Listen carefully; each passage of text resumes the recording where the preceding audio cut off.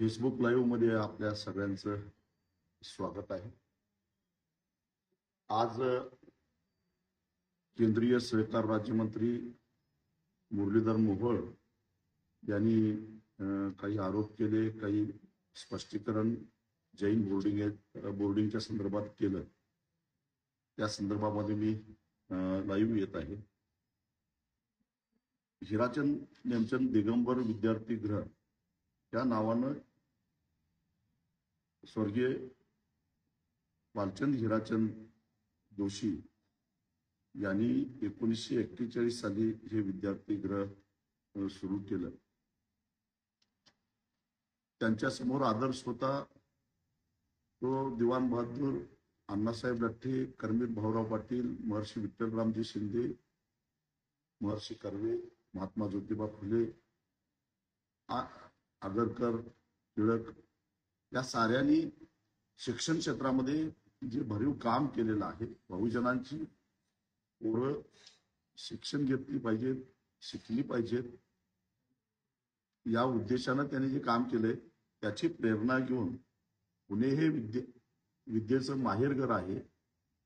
आणि अशा परिस्थितीमध्ये पुण्यामध्ये खेड्यापाड्यामध्ये दुर्गम भागामध्ये असणारे जे विद्यार्थी आहेत त्या विद्यार्थ्यांची सोय, निवासी सोय आपल्या इथं पुण्यात करता यावी या उद्देशानं त्यांनी पुढाकार घेऊन हे वसतिगृह सुरू केलेलं होतं। आणि विद्यार्थ्यांच्या जेवणाची व्यवस्था त्या ठिकाणी झाली होती। 19/6/1958 साली याचा ट्रस्ट निर्माण झाला आणि त्याचा डीड तयार झाला, ज्याच्यामध्ये जो ट्रस्ट अतिशय चांगल्या पद्धतीने एक बॉयलाज निर्माण केला गेला। वालचंद शेठजी इतके द्रष्टे होते की त्यांना कदाचित पुढच्या पिढीबद्दल अंदाज असावा। त्यांनी ट्रस्टीड करताना मी ट्रस्टीडचा एक पानाचा झेरॉक्स या ठिकाणी आणलेला आहे। त्याच्यामध्ये म्हटलेलं आहे की ही जी मालमत्ता आहे ट्रस्टची याची विक्री करता येणार नाही, कायमस्वरूपी कुणाला देता येणार नाही। 19 नंबरचा हा क्लॉज आहे त्या बॉयलाज मधला। जर संस्थेला काही आर्थिक अडचण आली तर समाजापुढे जावं आणि देणग्या गोळा कराव्यात, अन्य मार्गाने निधी उभा करावा, पण कसल्याही परिस्थितीमध्ये ह्या ज्या ट्रस्टच्या मालमत्ता विकू नये अशा प्रकारचा बॉयलाजमध्ये त्यांनी आधीच तरतूद करून ठेवली आहे। एवढंच नव्हे तर या ट्रस्टचे जे ट्रस्टी भविष्यामध्ये होतील त्यांनी त्यांच्यापैकी कुणी 6 महिन्यापेक्षा जास्त जर का परदेशात राहिला तर तो ट्रस्टी म्हणून काम करायला अपात्र ठरेल अशा सुद्धा तरतुदी करून ठेवल्या। 25 जून 1958 साली या ट्रस्टची नोंदणी झाली। 29 जुलै 1958 3.5 एकर जमीन अधिग्रहित केली गेली आणि 1960 साली जे दिगंबर जैन मंदिर स्थापन झालेलं आहे ते 1960 साली त्या ठिकाणी स्थापन झालेलं आहे, ज्याची नोंद कागदपत्रामध्ये कुठेही दिसत नाही, शेलडेड मध्ये कुठेही दिसत नाही। ते मंदिर 65 वर्ष जुनं असं आहे, परंतु एकूणच या व्यवहारामध्ये या मंदिराचा कुठंच उल्लेख दिसून येत नाही। असं असताना वालचंद शेठजींच्या नंतर वारसा हक्कानं त्यांच्या कुटुंबियातील किंवा त्यांच्या नातेवाईकातील जे ट्रस्टी पुढे झाले, कारण वालचंद शेठजींनी या ट्रस्टच्या माध्यमातून, या वसतिगृहाच्या माध्यमातून एवढं चांगलं सेवा केलेली होती की कुणीही त्यांना त्यांच्यानंतर त्यांच्या नातेवाईकांनी किंवा वारसदारांनी, रक्ताच्या वारसदारांनी त्या ट्रस्टमध्ये येऊ नये असा विरोध करायचं काही कारणच नव्हतं। वारसा हक्कानं त्यांच्या घरातले वारसदार आणि त्यांच्या मर्जीतले लोक त्या ट्रस्टमध्ये ट्रस्टी म्हणून राहिले। बोर्डिंग चालू होतं, बोर्डिंग मधून जी फी वसूल व्हायची त्या फी मधून ट्रस्टचा कारभार अतिशय चांगला, अगदी 31 मार्च 2025 पर्यंत चांगला होता, हे एकूण कागदपत्रावरून दिसून येतं. उलट वेळोवेळी या ट्रस्टमधून ट्रस्टीनी बेकायदेशीररित्या नियमबाह्यरित्या पैसे उचललेले दिसतात. उदाहरणार्थ 8 कोटी जे पैसे उचलले गेले ते नवीन जागा खरेदी करण्यासाठी असं कारण सांगून या ट्रस्टमधून पैसे उचलले आणि ते पैसे जमा झाले वालचंद इंडस्ट्रीमध्ये आणि अनसेक्युलर लोन म्हणून त्या ठिकाणी जमा घेतली. जमीन विक्रीसाठी किंवा खरेदीसाठी त्याचा कुठेच उपयोग केला गेला नाही. अशा पद्धतीने यापूर्वी सुद्धा 2 वर्षापूर्वी अशाच पद्धतीनं 5-6 कोटी रुपये त्या ट्रस्टमधनं उचलले होते. सांगण्याचं तात्पर्य एवढंच की 3.5 एकरामध्ये सुसज्ज असणारी इमारत जी आहे ती अतिशय चांगल्या पद्धतीची आहे. दगडी इमारत आहे. त्या इमारतीला काहीही झालेलं नाही. स्ट्रक्चरल ऑडिट करून घेतलं तर कळेल की ही इमारत अजून 50 वर्ष तरी सहजगत्या टिकेल. विद्यार्थी बागडत होते. बाहेर एक मैदान आहे आणि या वसतिगृहात राहणारे आतापर्यंतचे जे 15,000 पेक्षा अधिक संख्येनं असणारे जे विद्यार्थी होते त्या विद्यार्थ्यांनी मेहनत करून त्या एकूणच या वसतिगृहाच्या परिसरामध्ये एक विहीर आहे, त्या विहिरीतलं पाणी काढून वृक्षारोपण केलं. 60-60 वर्षाचे जुने वृक्ष जवळपास 300 पेक्षा जास्त संख्येनं या परिसरामध्ये आहेत आणि अतिशय सुंदर असा हा परिसर विद्यार्थ्यांनी आपल्या कष्टानं केलेला आहे. असं असताना 13 फेब्रुवारी 2025 ला जागा विक्री करण्यास परवानगी मिळावी म्हणून धर्मादा आयुक्ताकडे या ट्रस्टीने परवानगी मागितली. आता योगायोग बघा, 13 फेब्रुवारीला जागा विक्रीची परवानगी मागितली आणि ह्या जागा विक्रीच्या परवानगी देणारे जे धर्मादा आयुक्त आहेत कलोती, हे फेब्रुवारीच्या पहिल्या आठवड्यामध्ये पदावर रुजू झालेले होते. म्हणजे जणू काय या व्यवहारासाठीच त्यांना तिथं आणलं होतं का काय असं संशय वाटण्यासारख्या ह्या सगळ्या घटना आहेत. कारण ते रुजू झाल्यानंतर लगेच आठवड्याच्या आत 13 तारखेला जागा विक्रीच्या मागणीचा परवाना दिला गेला आणि 4 एप्रिलला धर्मादाय आयुक्त यांनी त्याला लगेच परवानगी देऊन टाकली. म्हणजे 13 एप्रिल 13 मार्च म्हणजे 2 महिन्यापेक्षाही कमी वेळेत धर्मादाय आयुक्ताकडे वेगवेगळ्या कामासाठी लोक अनेक दिवस खेटे घालतात, हेलपाटे घालतात. त्यांना साधा नक्कल मिळत नाही, उतारा मिळत नाही. पण एवढ्या महत्वाचा पुण्याच्या प्राईम लोकेशन मध्ये असणारा करोडो रुपयाची मालमत्ता असणाऱ्या जागा विक्री करण्यासाठी जेव्हा ट्रस्टी परवानगी मागतात तेव्हा धर्मादाय आयुक्तांना खरोखरच तपासणी करावीशी वाटली नाही का की खरोखरच आर्थिक स्थिती वाईट आहे का, विद्यार्थ्यांचे हाल होत आहेत का, आणि म्हणून जागा विकण्याशिवाय या ट्रस्ट समोर दुसरा पर्याय नाही का, याची तपासणी खरं तर धर्मादाय आयुक्तांनी केलं पाहिजे होतं. कारण ती त्यांची जबाबदारी आहे. परंतु ते काही न करता 1.5 महिन्याच्या आत 4 एप्रिलला धर्मादाय आयुक्त यांनी ही जागा विकण्यासाठी परवानगी दिली आणि लगेच 1 महिन्याच्या आत 15 मेला गोखले बिल्डर यांच्याबरोबर जागा विक्रीच्या संदर्भामधलं साठेकत झालं.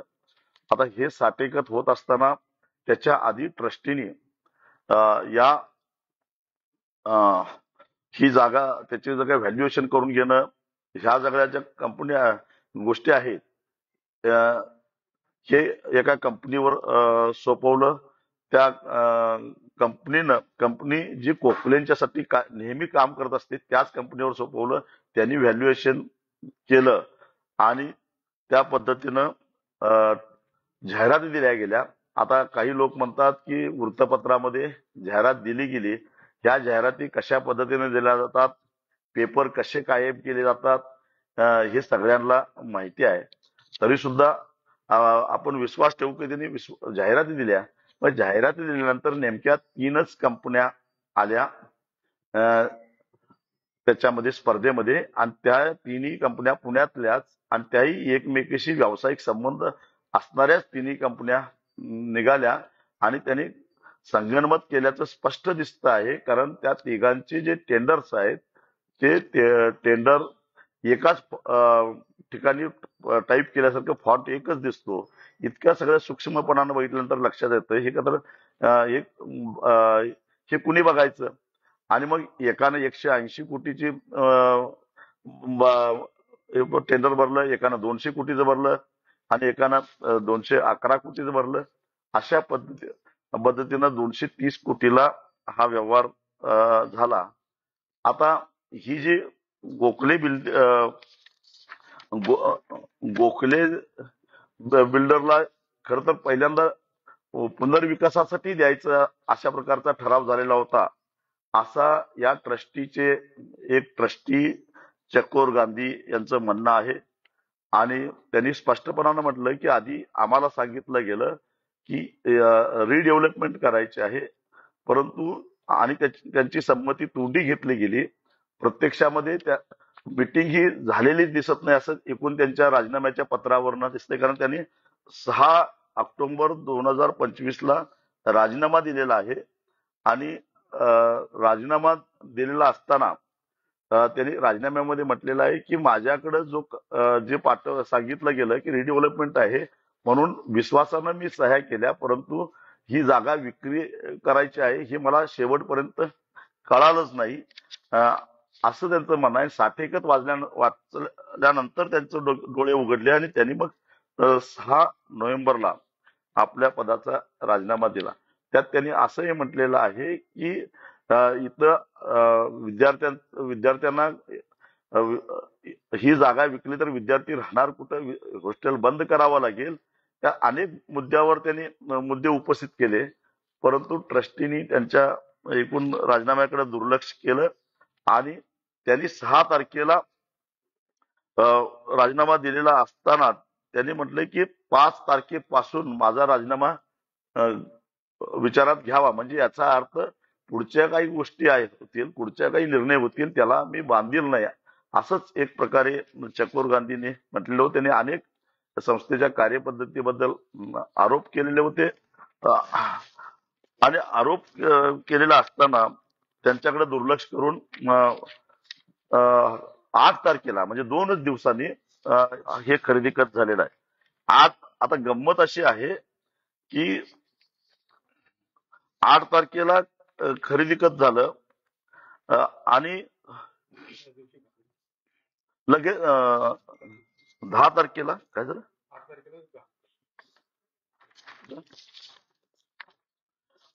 त्याच दिवशी म्हणजे साठे खताचं रूपांतर घाण खतात झालं. साठे खत 8 ऑक्टोबरला झालं, खरेदी पत्र झालं. साठे खताचं रूपांतर खरेदी पत्रात 8 ऑक्टोबरला झालं. त्याच्यात आधी 27 सप्टेंबरला या जैन मंदिरामध्ये एक मीटिंग झाली. त्या मीटिंग मधले पुण्यातले बहुतेक सगळे जैन बांधव उपस्थित होते. मी त्या बैठकीमध्ये होतो आणि त्या बैठकीमध्ये खरं तर मला बोलावून घेण्यात आलेलं होतं की विषय गंभीर आहे, याच्यामध्ये अनेक मोठे हस्ती आहेत, राजकीय नेते आहेत आणि आमची ताकद या लोकांच्या बरोबर 2 हात करण्यासाठी पोचत नाही.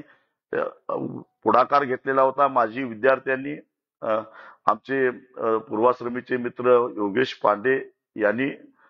आणि या लोकांचं असं म्हणणं होतं की या सगळ्या मोठ्या हस्तींच्या बरोबर आमची लढाई आहे, त्यामुळं तुमची या मतीची आम्हाला गरज आहे, आमच्यावर अन्याय होतो आहे.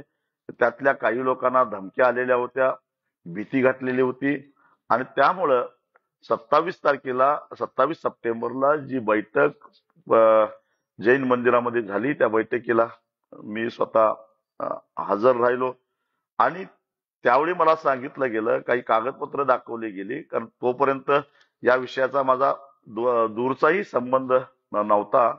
तिथं उपस्थित असणाऱ्या सर्व भाविकांनी आणि सगळ्यांनीच लोकांनी मला काही कागदपत्र दाखवली आणि त्या कागदपत्रावरनं माझ्या असं लक्षात आलं की ही जे गोखले डेव्हलपर्स आहेत, या गोखले डेव्हलपर्स मध्ये मुरलीधर अण्णा मोहोळ हे भागीदार आहेत आणि त्यांच्या निवडणूक विवरणपत्रामध्ये सुद्धा ते लिहिलेलं आहे.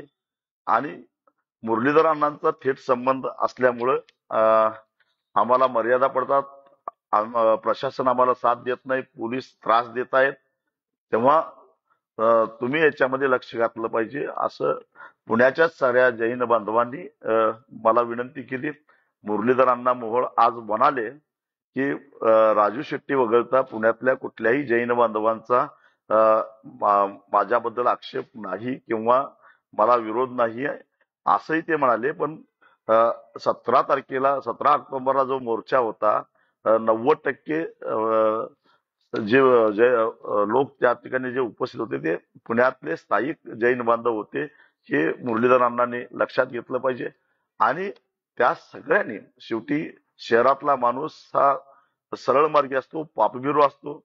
त्याला या सगळ्या व्यवस्थेशी लढण्याचं याच्यामध्ये एवढं सामर्थ्य नसतं आणि नेमका याच गोष्टीचा गैरफायदा घेऊन खरं तर ही जागा हडप करण्याचा प्रयत्न या ठिकाणी जाणीवपूर्वक होतोय.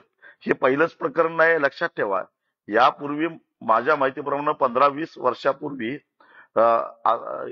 वालचंद सांस्कृतिक भवन असं काहीतरी एक जागा होती, ती सुद्धा प्राईम लोकेशनला होती आणि ती सुद्धा त्यावेळच्या राज्यकर्त्यांना हाताशी धरून अशाच पद्धतीने विकली गेली होती. त्यावेळी सुद्धा एक मोठं आंदोलन झालं होतं, परंतु ते आंदोलन चिरडलं गेलं, दुर्लक्षित केलं गेलं. सत्तेपुढे शहाणपणा चालला नाही आणि ती मालमत्ता अशाच पद्धतीने विकली गेली. आता इथं सुद्धा असंच होणार असं गृहीत धरून या सगळ्या गोष्टी चालू होत्या आणि म्हणून त्या बैठकीला गेल्यानंतर मी आता मुरलीधरांना मोहोळ जे म्हणतात की माझ्याशी राजू शेट्टींनी संपर्क साधायला पाहिजे होता. वास्तविक पाहता ते माझे चांगले मित्र आहेत.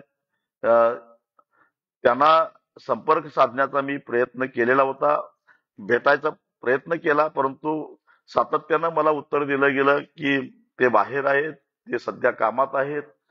त्याचबरोबर मला असाही निरोप आला की माझा त्या ट्रस्टशी काही संबंध नाही आहे आणि त्यामुळे मला भेटण्यामध्ये काही अर्थ नाही. कुणीतरी माझ्यापेक्षाही मोठे लोक त्याच्यामध्ये आहेत असंही मला सांगितलं गेलं. आणि त्याच वेळी मी 27 सप्टेंबरला जी बैठक झाली त्या बैठकीमध्ये जाहीरपणानं पत्रकारांच्या समोरही मी बोललेलो होतो की हा सराव बनावा आहे. कारण माझ्याकडे कागदपत्र आहेत. एक 230 कोटीला ही जागा विकत घेत असताना याच्यामध्ये हे जे गोखले आहेत, विशाल गोखले, त्यांचे प्रेस प्रेस नोट माझ्याजवळ आले 16 मेची. त्यात त्यांनी असं म्हटलेलं आहे, म्हणजे साठेकत झाल्यानंतर कदाचित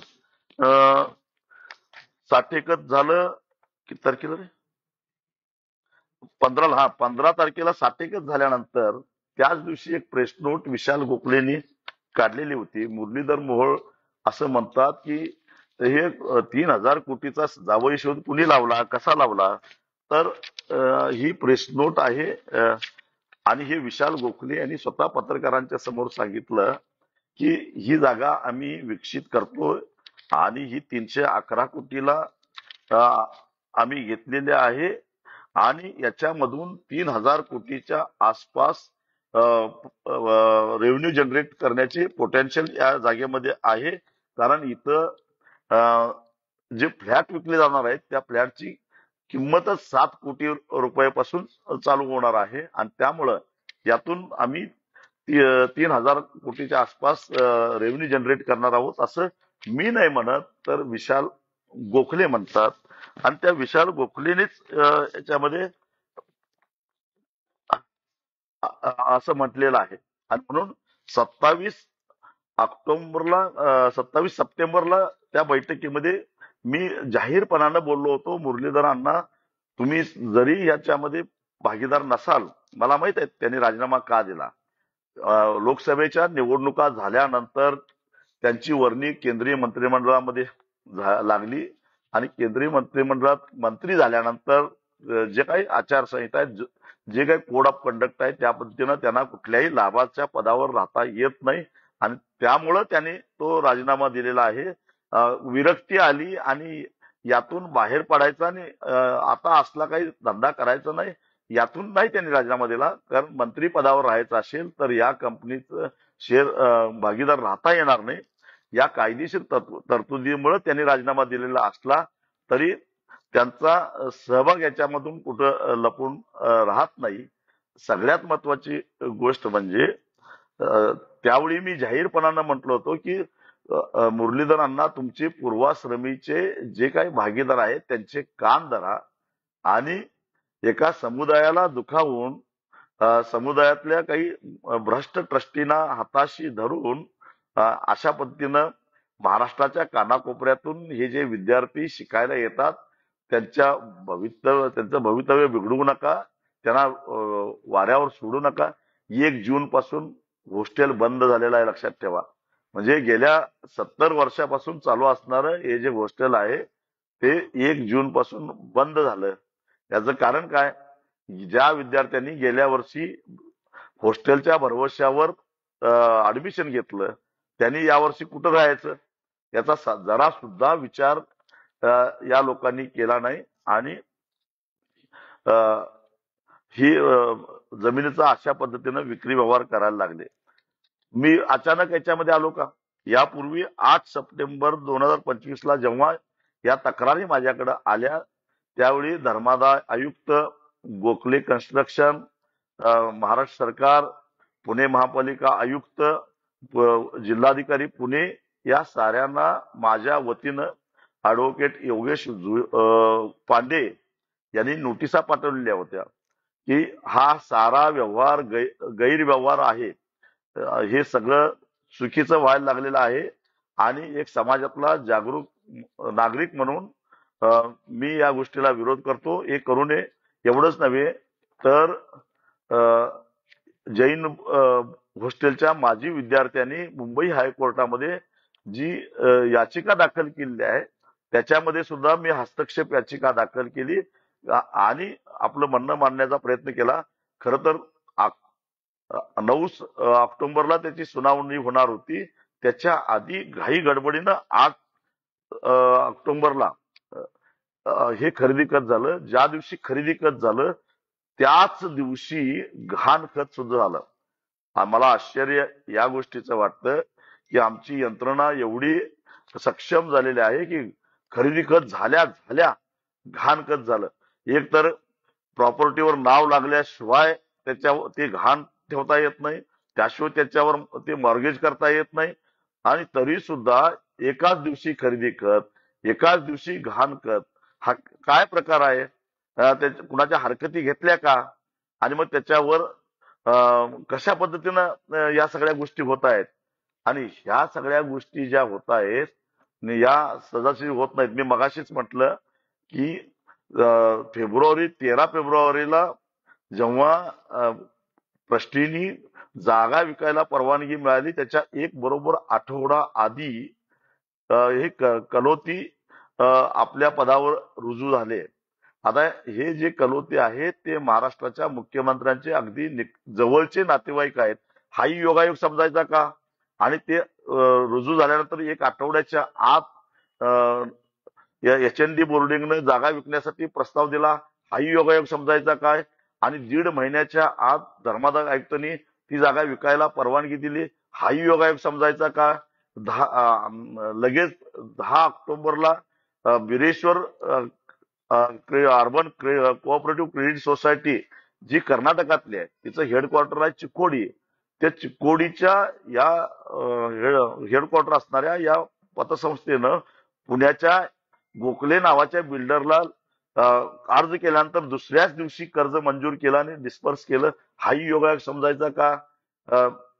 बुलढाणा अर्बन बँकेनं त्याच दिवशी 20 कोटीचं कर्ज दिलं, हाही योगायोग. म्हणजे 50 कोटी कर्ज हे बिरेश्वरचं 20 कोटी कर्ज हे बुलढाणा अर्बनचे चालक हे भारतीय जनता पक्षाच्या नेत्यांच्या मध्ये नेहमी उठबस करतात. हाही योगायोग समजायचा का? बिरेश्वर पतसंस्थेचे जे चेअरमन आहेत चिकोडीचे, ते भारतीय जनता पक्षाचे माजी खासदार आणि त्यांच्या सुविद्य पत्नी आता भारतीय जनता पक्षाच्या कर्नाटक विधानसभेतल्या विद्यमान आमदार आणि माजी मंत्री आहेत. हाही योगायोग समजायचा काय? किती योगायोग! अहो, हिंदी चित्रपटामध्ये सुद्धा एवढे योगायोग येत नाहीत. एवढे योगायोग या सगळ्या घटनांमध्ये आहेत. आणि त्यामुळं मुरलीधर अण्णा मोहोळना आपली जबाबदारी झटकता येणार नाही. आमचं आणि त्यांचं काही वैर नाही, वाकडं नाही. ते ते म्हणतात राजू शेट्टी नुरा कुस्ती खेळतात. मुरलीधर अण्णा, तुम्ही खरे पैलवान आहात, मान्य करतो. मी काही पैलवान नाही, पण मी कोल्हापूरचा आहे असं म्हटलं. पण तुम्ही खरे पैलवान आहे, पण माझा चितपट कसा चितपट असतो हे तुमचे राजकीय वस्ताद जे आहेत त्यांना विचारा. कसे कसे पट टाकले आणि कसे कसे ते चितपट झाले वेळोवेळी. तेव्हा माझी नुरा कुस्ती असते की कसली कुस्ती असते हे मुरलीधर अण्णांनी त्यांच्या राजकीय वस्तादांना विचारावं आणि ते सांगतील की बाबा ह्याचे डावच समजत नाहीत. तेव्हा अण्णा, मी कुस्ती कसली कसतो या फंदात पडू नका. तुम्ही पुण्याचे लोकसभा सदस्य आहात आणि तुमच्या मतदारसंघामध्ये एक 60-70 वर्षे जुनी असणारं विद्यार्थ्यांचं वसतिगृह जे विद्येच्या माहेरघरामध्ये आहे तयार झालं. महाराष्ट्राच्या खेड्यापाड्यातले विद्यार्थी त्या ठिकाणी शिकतात आणि हे विद्यार्थी शिकत असताना तिथलं जे मंदिर आहे 65 वर्ष जुनं, त्या मंदिरात सकट ती जागा जी विकली जाते, हे प्रकरण अत्यंत गंभीर आहे. आणि त्यामुळं एका मोठ्या समुदायाच्या भावना दुखावल्या आहेत. राजकीय हस्तक्षेपामुळं, राजकीय वर्चस्ववादातून आणि पैसा कमवायचा या लालचेतून ह्या सगळ्या घटना घडलेल्या आहेत हे स्पष्ट दिसतं. कारण स्वतः गोखले बिल्डर आणि विशेषतः विशाल गोखलेच म्हणतायत की 3,000 कोटीचा रेव्हेन्यू याच्यामध्ये जनरेट होणार आहे आणि ते खरेदी करतात फक्त 230 कोटीला. यातून सगळं आलेलं आहे. त्यामुळं हा जावई शोध आम्ही लावलेला नाही किती पैसे जनरेट होत आहेत, तर हा जावई शोध विशाल गोखले यांनीच लावलेला आहे. तेव्हा पूर्वाश्रमीचे आता तुम्ही त्यांचे भागीदार नाहीत असं म्हणताय, तर तुमचे जे पूर्वाश्रमीचे भागीदार आहेत त्यांनाच विचारा बाबा, एवढे पैसे जनरेट होतात तर मग मला ह्यातून का बाहेर काढलं? मला माहित नाही तुम्ही बाहेर पडला की नाही, परंतु तेही विचारा. आणि तुमचा हिस्सा घेतलेला नसेल तर त्यात हिश्श्याची सुद्धा मागणी करावी लागेल. ह्या सगळ्या गोष्टी आहेत.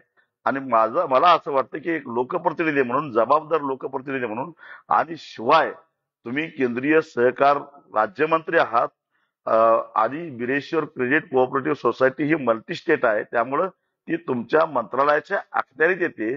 त्या चेअरमनना तुम्हाला जाब विचारायला पाहिजे. कारण शेवटी क्रेडिट सोसायटी ही ठेवीदारांच्या पैशावर चालते आणि लाखो ठेवीदारांनी विश्वासानं ठेवी ठेवलेल्या असतात. 1-2 दिवसापूर्वी अर्ज, तिथं मंदिर आहे का वाद आहे का काय याची चौकशी न करता लगेच कर्ज मंजूर आणि त्याच्यानंतर लगेच कर्ज वितरण. एवढ्या वेगानं घटना कशा घडतात याची चौकशी सहकार मंत्री या नात्यानं तुम्हाला करावी लागेल. तुम्हाला जबाबदारी चुकवता येणार नाही. खरं तर त्या मोर्चा दिवशी मुख्यमंत्र्यांचा निरोप आला की मी याच्यामध्ये हस्तक्षेप करेन आणि तुम्ही प्रकरण ताणू नका, म्हणून आम्ही थोडासा अजूनही संयम बाळगलेला आहे. दिवाळी संपल्या क्षणी मुख्यमंत्र्यांनी धर्मादाय आयुक्तांना त्यांचा विशेष अधिकार वापरून बोलावून घ्यावं. धर्मादाय आयुक्तांकडे आमच्या हरकती नोंदवल्या आहेत. मी स्वतः त्यांना फोन करून भेटायची इच्छा व्यक्त केली होती. 11 ऑक्टोबरला भेटायची त्यांनी वेळ दिली असताना बरोबर 8 ऑक्टोबरलाच खरेदी पत्र होतं. याचा अर्थ असा होतो की हे सगळं ठरवून चाललेलं आहे. त्यामुळं या अशा पद्धतीनं जर काय या गोष्टी घडणार असतील तर आम्ही गप्प बसणार नाही. हा सगळा भ्रष्टाचार आम्ही बाहेर काढू आणि आमच्या आधीच्या पिढीनं तळहाताच्या फोडाप्रमाणे ह्या ज्या संस्था जपलेल्या आहेत त्या संस्था अशा प्रकारे कोणतरी घशात घालण्याचा प्रयत्न करत असतील तर ते आम्ही अजिबात सहन करणार नाही, एवढाच मी इशारा देतो.